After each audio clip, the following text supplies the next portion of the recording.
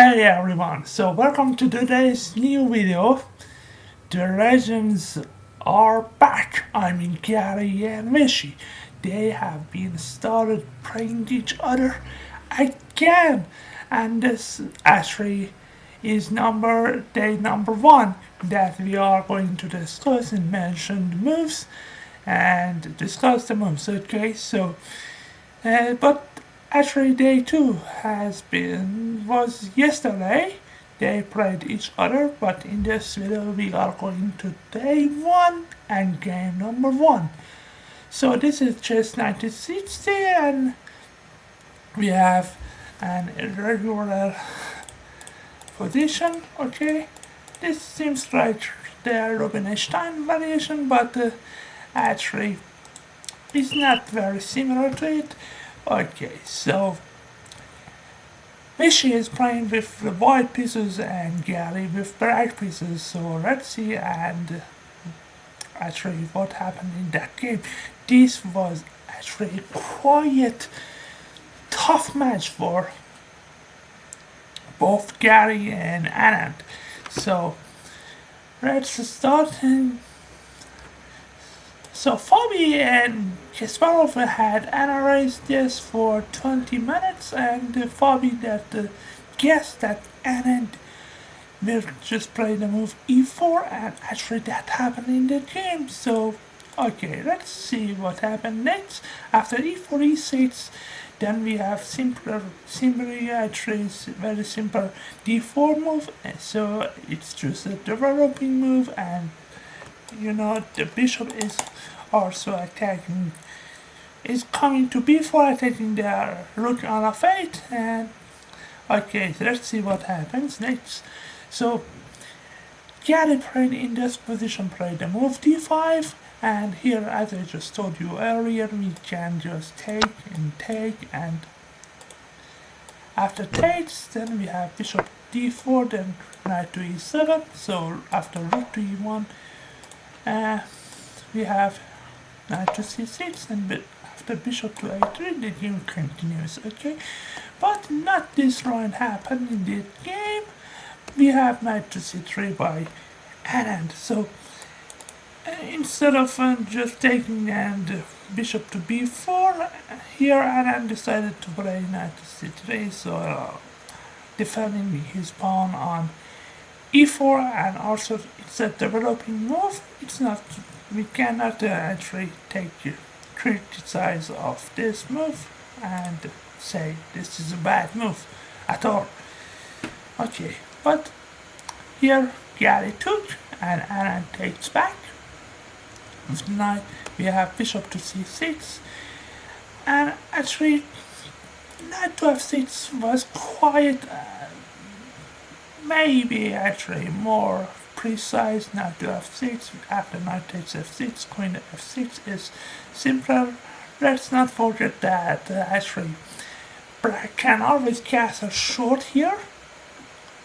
Okay, so but let's go actually back to the main line after bishop to c6. So attacking Garry just attacks the knight, so it's a developing move. Not very actually, we cannot criticize about this move. We have f3, but of course it's actually, if white is kind of be careful and just plays the move g3, okay, so this just defends it, and we'll just have opened our bishop, so it seems very light, okay, but it's not.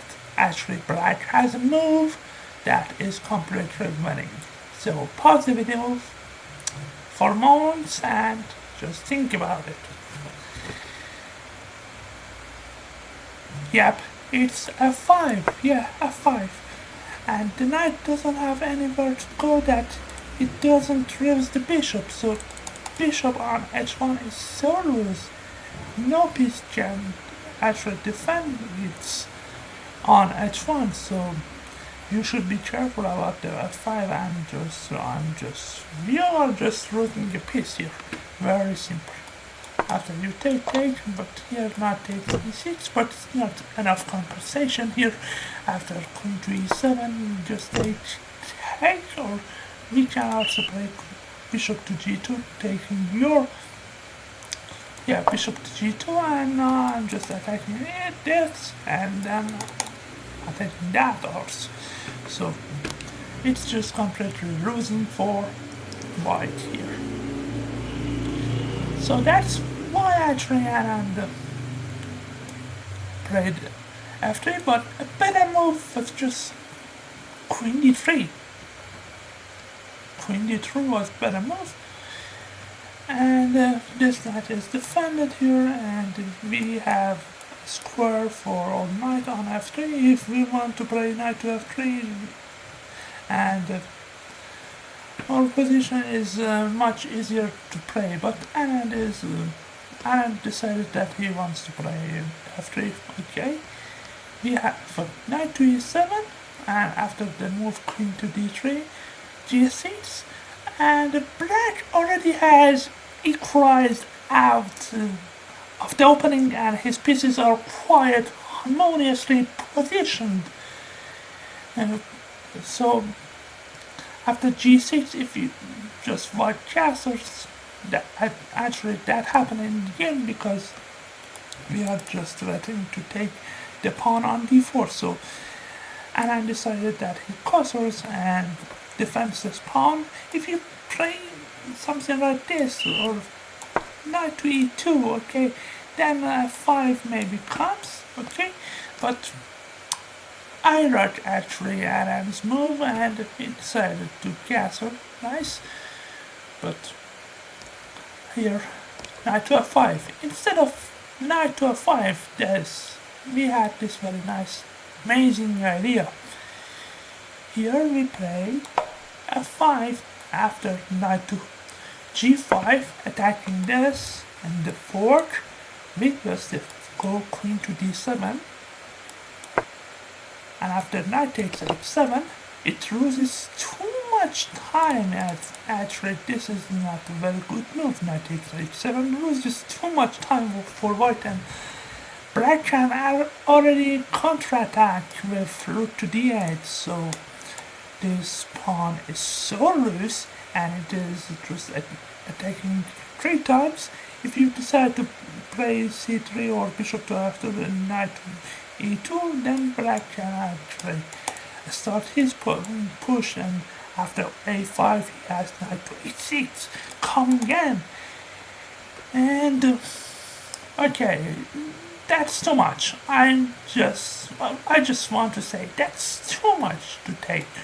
Actually, after rook to d8, example, knight to e2, then we have a5, and now this is coming,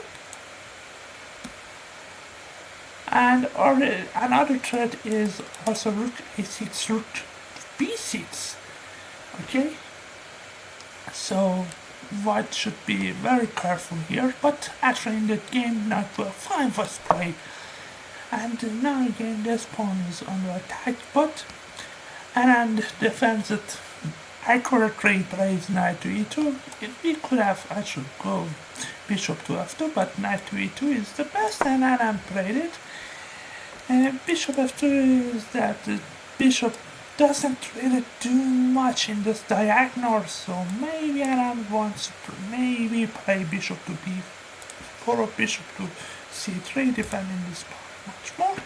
But okay, knight to e2 defending, and here Anand has a threat of g4 to keep this knight, keep this, and now knight on f5, and actually that happened in the game. So we have queen to e7, and as I just told you earlier, g4 was played. Here we see knight d6, and after bishop to g3, and here Kasparov shakes his head, and you guys tell me what is the problem, what is the defect of knight to d7. Knight to d7 has a serious defect, so pause the video for some moment and just think. Okay, I hope that you have paused the video and just think, and I have just thought for some moments here. We have knight takes on d6. After c takes on d6, we have this move, queen to a3. Queen a to a3, and we are just attacking this. If you play something like king to c7 to defend this pawn on d6, then we have the move c4. And if you check, we'll just go king to b1, and after king to b1, now we are just selecting the moves. If you play something like this, okay, or if you play this, to practice the diagonal, we have the move d5, and now this bishop is trapped here. If you actually go here, then we just take and knight to c5. You can go here and do not your pawn chain be actually destroyed, but it's already lost here. It's just peace. So, and if you play something like b6 to actually have this score, and now you're just planning maybe to play a move here, then we just take. Okay, it's too slow. So there is nothing that black can do about this position, and here, as I just said, Kasparov just shook his head, and here was a very tough decision, but he made a very nice move. Castle. Yeah, castle was the move, and Garry found it. But we should be careful about h4 h5 coming, and that actually happened in the game. So it's an opposite castle side here, short here, wrong and short. Okay, so both have the counterplay, but let's see who is faster actually. We have knight to c3, and after knight to a6, so black wants to come here and here, and Anand just stopped it, yeah, by playing the move a3. And here, after rook to a to d8, we see knight takes on d6, c takes on d6, and here Anand starts pushing. Anand starts pushing here by playing the move f4, and already this is maybe we should make, and this has already a threat. Bishop takes on c6, and if you take, we are just taking your knight on e6, which is undefended. So Kasparov should do something about it, and has moved the knight to c7. We don't want to take because we just helping white to attack. Rook to h1. Now this is the supported of it, and we don't want to make this kind of choices, okay, because this even makes our position much more riskier. So that's why knight to c7, and here give me the rights, bishop takes h1, but human, yeah, we played knight to c7, but both the moves, bishop takes on h1 and knight to c7, are not very much difference in the evaluation bar. So after the move h4, we have f5, and yeah, this was a very, very, very tough move to find, to actually defend. f5, who just you must be very brave actually playing the move f5. You are just making your king so much weaker, so much weaker and just open. And here in this moment I don't write the Anand choice. He played the move g5, and Garry just looked very tough at the Anand's face. What is this move? g5? Are you kidding me, Anand? What are you doing here? And here the best move was h5 here at this moment, and after the move d5, so we just crossed, and actually this happened, and this was actually a very tough move that Garry found after Anand's g5 move. But okay, let's see after h5 what was the best move. h5, here we see d5, yeah, and bishop to f3, and the game continues right. Yes, this pawn is, if you play something like bishop to e8 with already the best move, now this vicious open the line. Okay, king to f8, and now this king is not so much safe in compared with the white king.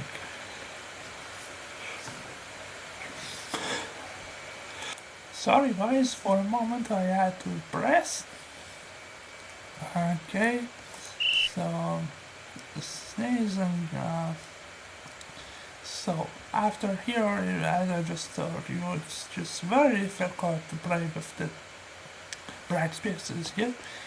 But actually, as I just told you earlier, here Anand played the move g5, and Anand shifts taking on the g6 point. Okay. However, actually, it seems more beneficial to keep the kingside tension in his favor with h5. Okay, so we have g5, and here Garry made a very nice move d5 here, and the queen is looking this way, and already d5 has an idea. We want to play knight to e8, knight to d6, and knight to e4, and actually that happened in the game. So d5 was a multiple choice actual move, multi-purpose move, and we have actually b5, b4 as a threat, we have a5 as a threat coming later, and maybe these roots can switch here. Okay, so okay, sorry, we have now h5, and here Garry makes a very suspicious move. The point behind Kasparov's defensive setup, the merciless actually calculated, suggests instead to abandon the g6 pawn and split up the attack on the queen side with the rook to a8. Okay, here after h5, then we play rook to a8. As I just told you, we just want to actually make this counter-attack with rook to a8, and we are just now pushing a5, b5 to just open white's king drawers here. Okay, but g takes on h5, and a bishop to f3, bishop to e8, defending this pawn, but we have rook to h1, and Garry here wanted that bishop to g6 actually to practice, and after takes, then bishop stays on g6, and hopes that his position is somehow fine. Okay, so we have knight to e2 here, knight to e8, and bishop to e1. Okay, we have queen to f7, bishop takes, finally takes on h5, and after bishop to g7, here and here, the white has a serious threat of switching the queen to h3, and suppose that I take, you take, then queen to h3 is disaster. Okay, and suppose that some play well this, and after this, and queen to h3, if you play here, then queen to h7, and here, then I have this fine rook to h6.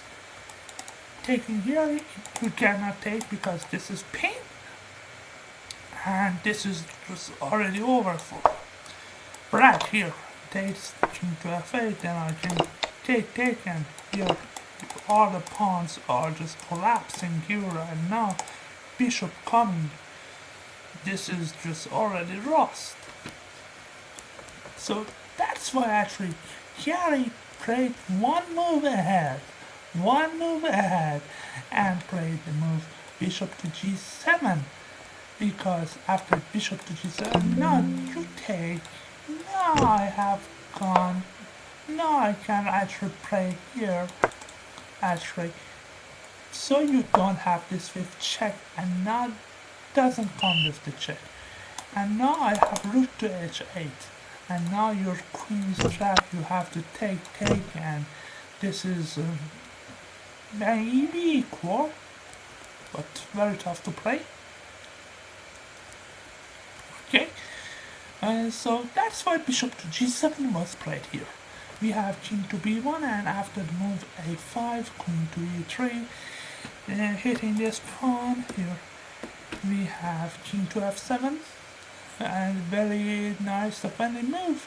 If you go something like this, then knight c1, knight here, and maybe knight c5 or knight to e5 are very strong for white. But Garry decided to play with kings. King to f7, very nice defending move. After pawn on e6, we have knight to g1 by Anand, and after rook to c8, you have to guard this pawn. If you go something like this, immediately then just takes on c2 after king. We have bishop takes and here, and now we can just take this free rook on d1.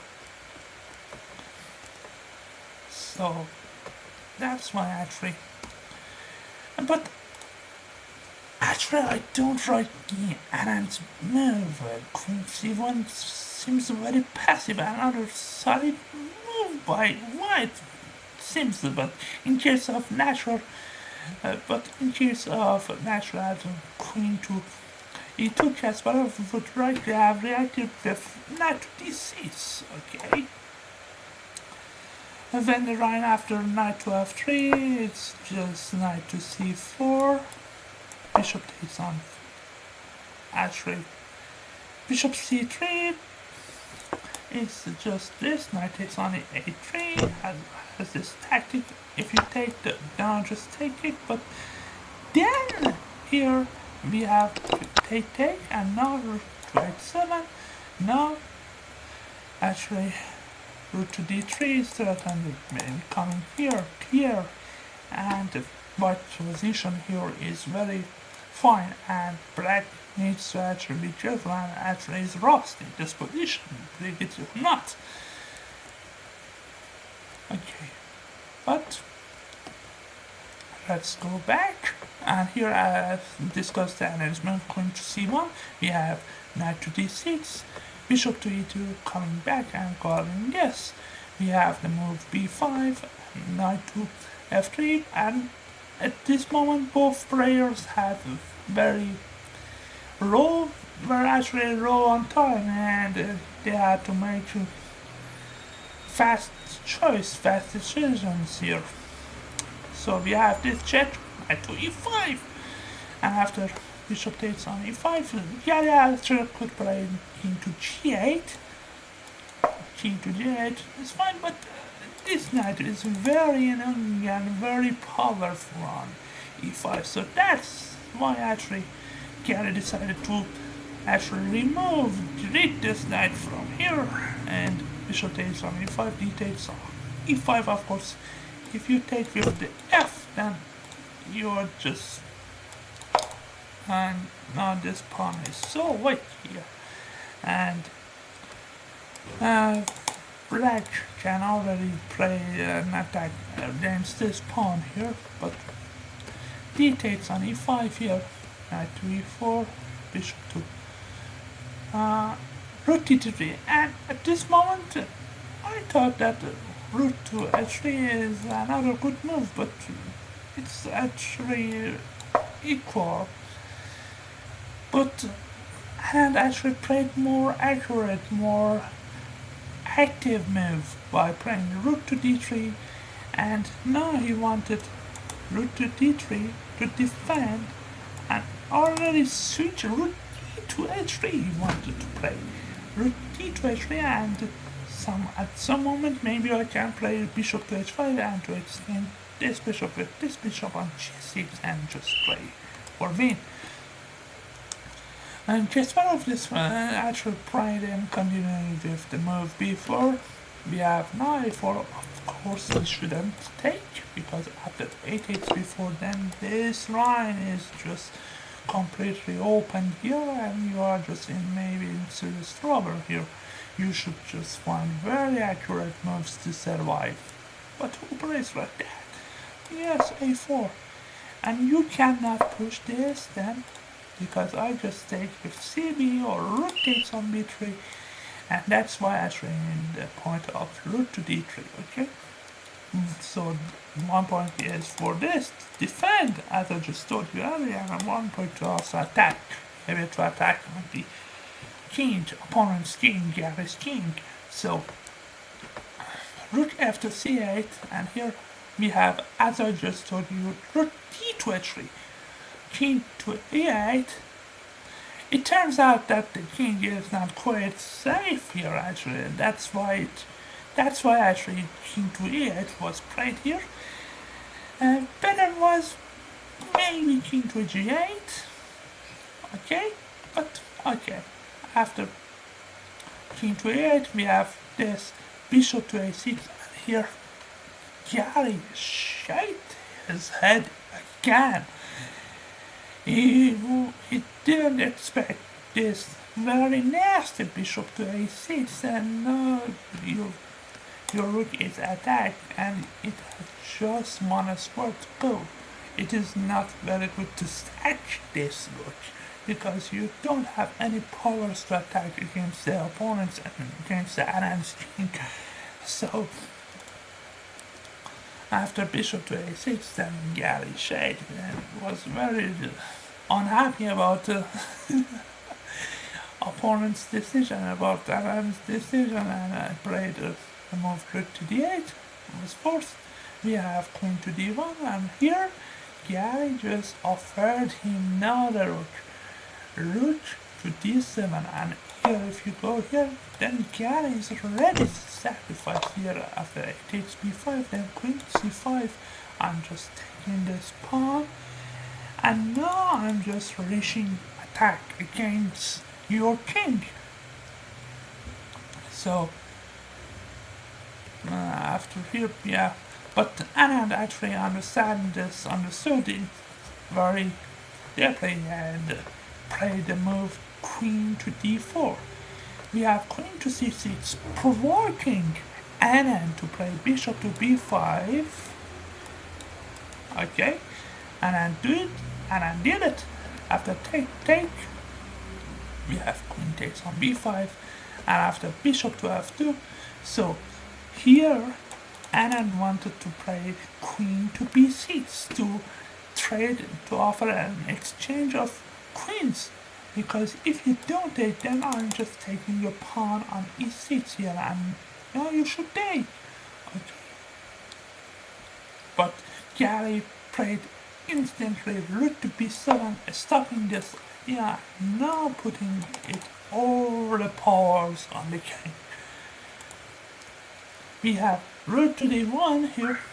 After queen to e2, we have bishop to e1, queen to g4 attacking the rook, so rook to h4, and now queen to e2, and here Garry again should his head and forms the move queen to d3 by Anand. So we are just operating exchange of queens here, and now you should just take it. You cannot actually play this, because now queen a6 or queen h3 or queen to a6 is just very forced, and now you're just losing this position here. If you play something like this, then you are losing all the pawns on the game. So here Garry played this tactic bishop to h5, but that was blunder. And here nice very tactical move rook to c1, and now I'm just threatening to take. after you take,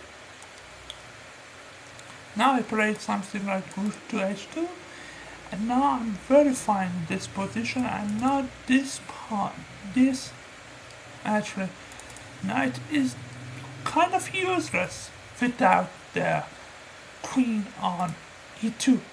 So as I just tell you, rook to c1, here knight to c5 was played here.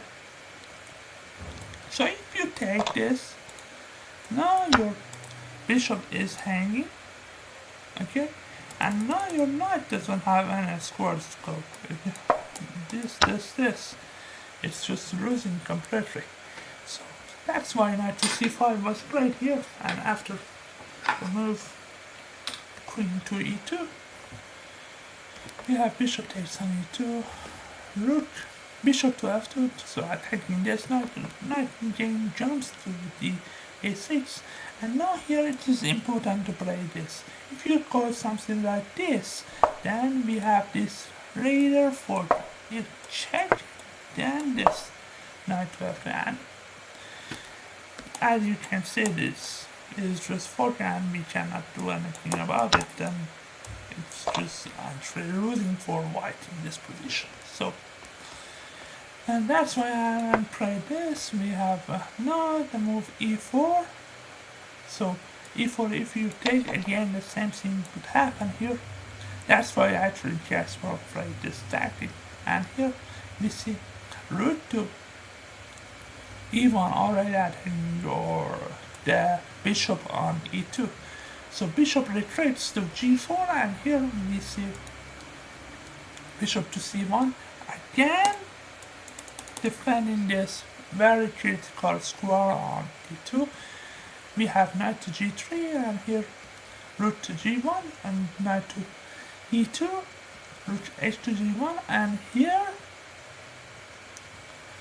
Kasparov plays bishop to f3, and here after rook 1 to h3, you cannot take, because if I take this, then my rook is also covered by this bishop. Okay, so you cannot do this.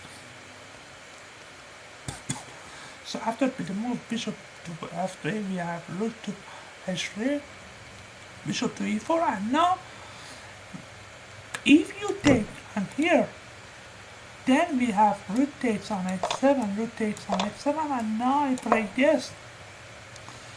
And this pawn is hanging, and plus your bishop on c1 is also attacked by my knight on e2. Okay guys, I just came back here.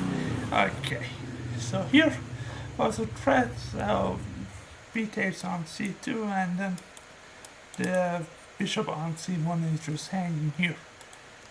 So after this, Anand decided to play b3, and now Kasparov played the move rook to c7. Now he's taking this, and these covered checks are very dangerous. I can also take on c1 with the rook. Okay, so after here, just Kasparov just shit his hand like this, and that was just a perpetual check, and this was a draw. So let's see after here, something like this, and they read draw in this position here, because both cannot do anything. If Kasparov went here, then it was losing even for him, because after check, and now we just take, after king here, we just take this, and Anand is in this position is completely winning. So that's why actually they had to, it was a forced draw. They had no choice, no other choice to make. So I hope you enjoyed this video, and